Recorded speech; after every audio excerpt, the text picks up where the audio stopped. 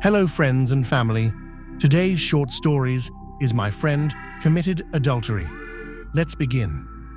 In the quiet town of Willowbrook, where the air smelled of freshly baked bread and the chirping of birds was the morning's alarm clock, lived a man named Henry.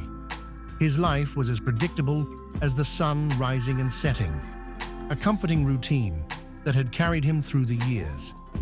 Henry was a man of average height, with a slightly rounded belly that hinted at his love for the sweet treats his wife Margaret baked.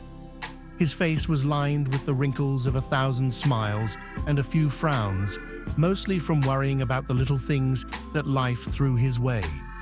He had a gentle way about him, a softness that made people feel safe, and a sense of humor that could light up a room even on the gloomiest of days. One evening, as the shadows grew longer and the streetlights flickered to life, Henry received a call from a number he didn't recognize. He picked up the phone, his heart skipping a beat. It was a woman, her voice trembling, and she spoke in hushed tones. She told him a story that seemed pulled from the pages of a soap opera, a tale of passion and betrayal that made his blood run cold. The woman was Rachel, the wife of his closest friend, James. Through her sobs, Rachel revealed that James had been unfaithful, and the other woman was none other than their neighbor, Lucy. The words hung in the air, heavy and toxic, and Henry felt his world shift beneath him. He sat on the edge of his bed, the phone still to his ear, as Rachel's confession grew more detailed and painful. Lucy had been their confidant, a shoulder to cry on, and a partner in their neighborhood watch. She had wormed her way into their lives with her easy smile and kind eyes. The thought of her and James together made him feel sick. How could this have happened? His mind raced with questions, each one more devastating than the last.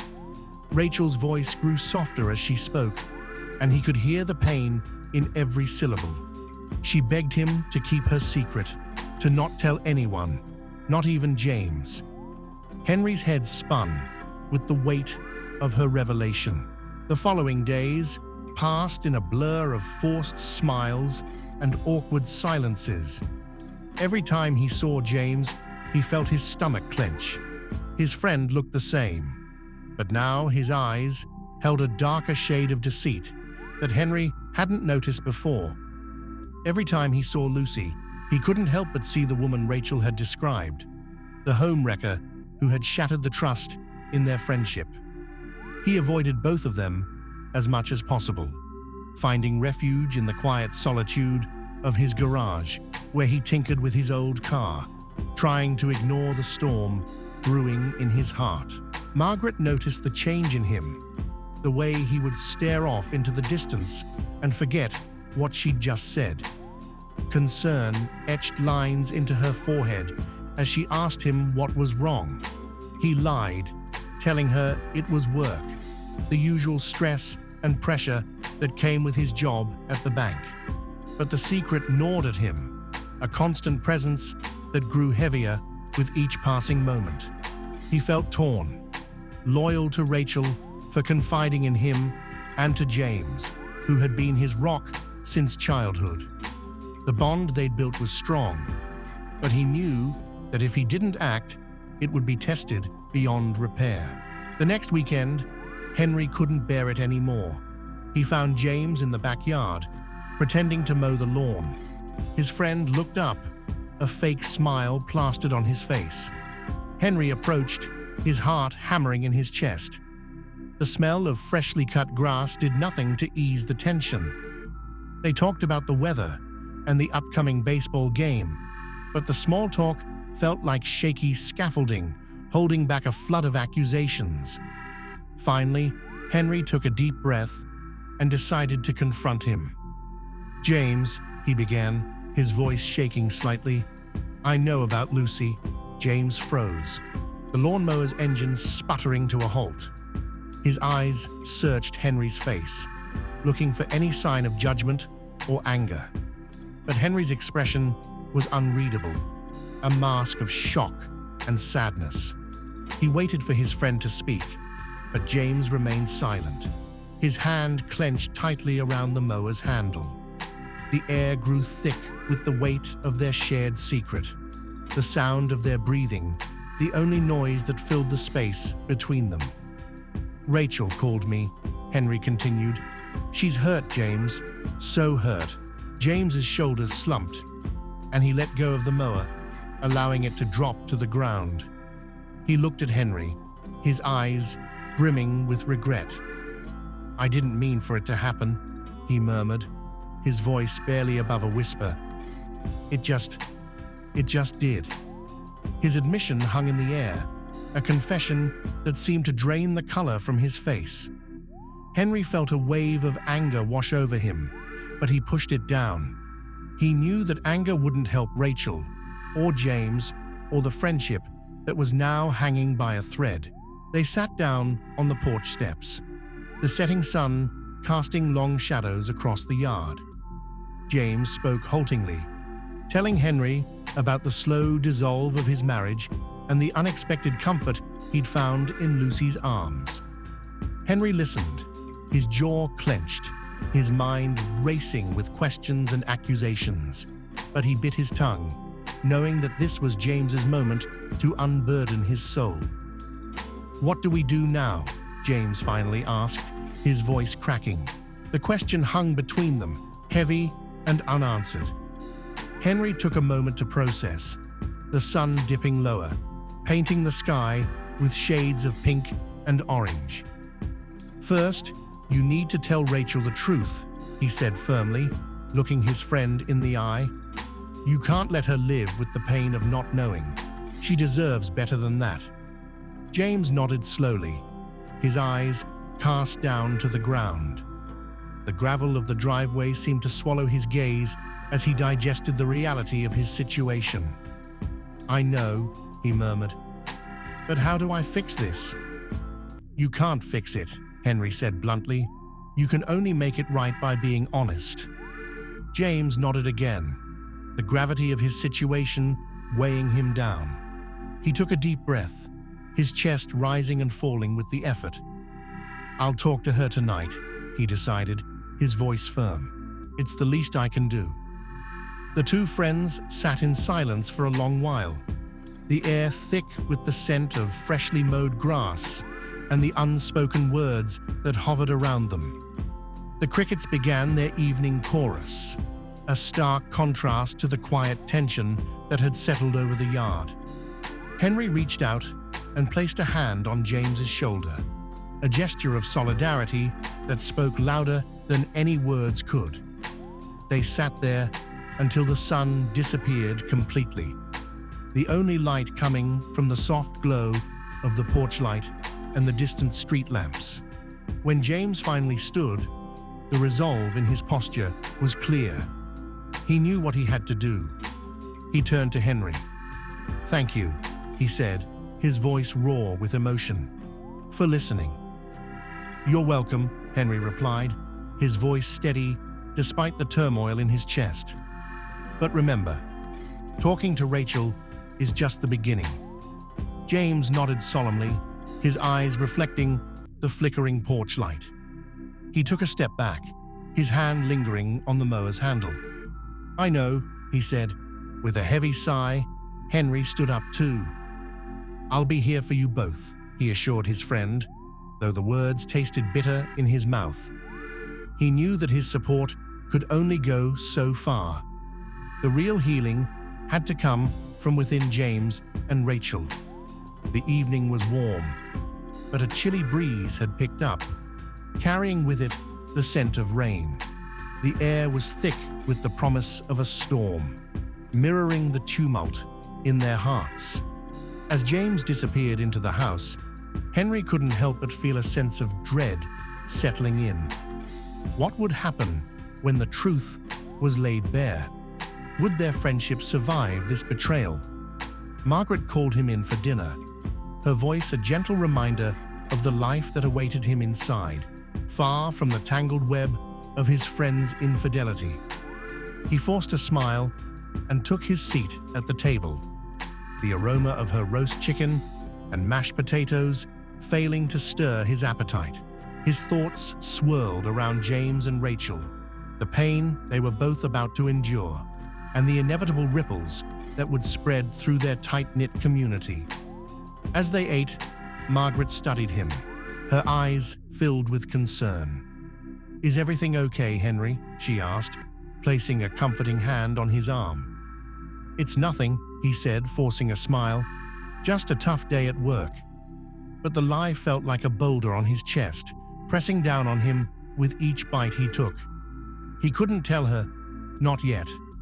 The secret felt like a living thing, desperate to break free, but he knew the truth would cause more harm than good. That night, Henry lay awake, listening to the distant rumble of thunder.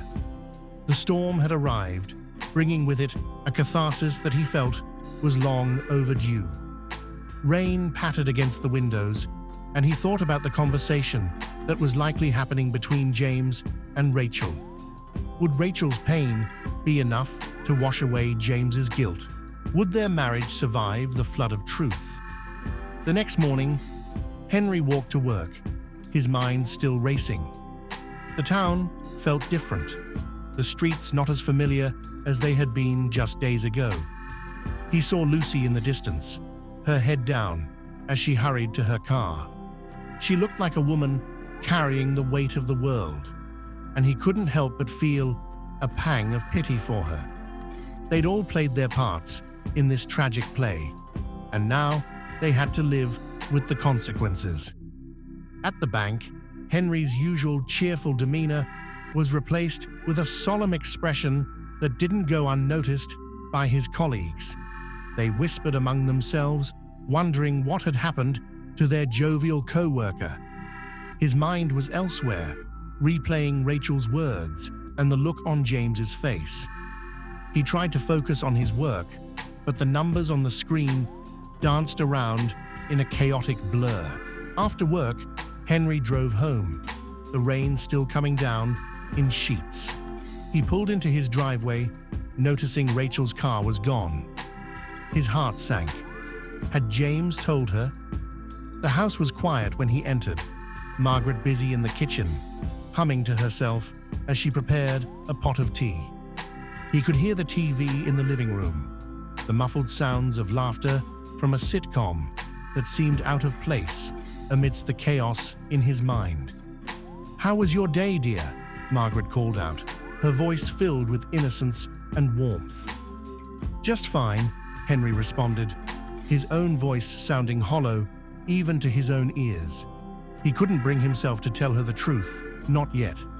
The walls of their house felt like they were closing in on him, each tick of the clock echoing through the emptiness of the room. As he hung up his coat, the doorbell rang, piercing the quiet. He walked to the door, expecting to find Rachel, her eyes red from crying. But instead, it was James. Rain clung to his hair and clothes, his eyes bloodshot and desperate. "Can I come in?" he asked, his voice strained. They sat in the living room, the sound of rain, a sad serenade outside. "I told her," James said, his voice barely audible over the rain. "It was the hardest thing I've ever done." "How is she?" Henry asked, his heart heavy with the question. James sighed, his shoulders slumping. "It's not good. She's devastated." The words hit Henry like a ton of bricks, each syllable echoing the pain he'd felt when Rachel had first confided in him. He offered James a glass of water, his hand trembling slightly as he poured it from the pitcher. They sat in silence, the only sound, the rhythmic pitter-patter of the rain against the windows. Margaret entered the room, her eyes questioning, but she said nothing. She could feel the tension, thick as fog, and knew that something was amiss. She offered James a kind smile and a cup of tea, which he accepted with a nod of gratitude. The three of them sat in the quiet, the air heavy with the weight of the secret now shared between them. Days turned into weeks, and the town of Willowbrook grew tense with whispers and speculation. Rachel had moved out, and the sight of her empty house was a stark reminder of the shattered trust that once bound them all together. The neighborhood felt colder, the smiles less genuine, as people took sides and friendships frayed. Henry found himself in the middle, torn between his loyalty to James and his duty to Rachel. He'd promised to be there for both of them, but the chasm between them had grown too wide to bridge. One evening, as Henry sat in his garage, lost in thought, he heard the soft patter of footsteps. Rachel appeared in the doorway, her eyes red and puffy from crying. She looked fragile, like a bird with a broken wing, and his heart ached at the sight of her. "Can I talk to you?" she asked, her voice barely a whisper. They sat side by side on the old couch, the scent of engine oil and metal surrounding them. Rachel spoke of her pain, her voice shaking as she recounted the night James had confessed. She spoke of the rage that had consumed her, the disbelief that had morphed into an unbearable sadness. "I don't know how I'll ever trust him again," she said, her voice cracking. "It's going to take time," Henry offered, his voice gentle. He felt her pain acutely, the betrayal a wound that seemed too deep to ever truly heal. Rachel took a deep, shuddering breath and nodded, her eyes cast down to her clenched hands. "I know," she murmured, "but I can't imagine a future without him." Rachel's words hung in the air, thick with the scent of motor oil and the metallic taste of heartbreak. Henry felt the weight of his friend's mistake pressing down on him, a burden he never wanted to carry. He reached out and took her hand, offering what comfort he could. "You need to focus on yourself, right now," he said softly. "Figure out what you want." The weeks turned into months, and the whispers grew fainter. Rachel moved back in with her parents, and James threw himself into his work, his face a mask of guilt and despair. Henry tried to be a good friend, checking in on both of them, but the conversations were strained, the laughter forced. The friendship between the two men had changed, the bond marred by the shadow of James's infidelity. One evening, Henry found James at the local bar, nursing a drink. His friend looked up, his eyes bloodshot and haunted. "How's Rachel?" James asked, his voice hoarse with emotion. "Better," Henry replied, sliding onto the stool beside him, "but it's going to take time." Rachel had started seeing a therapist, trying to piece her life back together. She had moved back home with her parents, taking the kids with her. The house next door felt empty and haunted, a stark reminder of the love that had once bloomed so fiercely. James nodded, his gaze never leaving the amber liquid in his glass. "I miss them," he whispered, his voice thick with unshed tears. "I miss her." Henry felt a pang of pity, remembering the good times, the laughter that had once filled their evenings together. "You need to give her space," Henry said firmly, "and you need to work on yourself. You can't just expect her to forgive you overnight." James nodded, his eyes never leaving his drink. The silence between them was heavy, filled with the echoes of a friendship strained by a terrible secret. "I know," he murmured, "but I can't bear the thought of losing her." "You've hurt her, James," Henry said gently. "You need to give her time to heal." James nodded solemnly, the weight of his words sinking into the silence of the bar. Rain streaked the windows outside, blurring the reflection of the neon sign that flickered over their somber faces. The bartender cast them a curious glance before returning to polish a glass, the clink of ice the only other sound in the room. "I've been going to therapy," James confessed, his voice low and gruff. "They say I need to earn back her trust, but I don't know how. You've got to give her that choice, Henry replied, his voice firm but laced with understanding. You can't force her to forgive you or to stay with you. You've got to let her make her own decisions. They sat in silence. The only sound, the tick of the clock above the bar and the occasional clink of glasses being cleared. Henry knew that James was wrestling with his own conscience, trying to find a way to atone for his actions. It was a battle that would be long and painful, but it was one that James had to fight alone. Thank you for your time. God bless.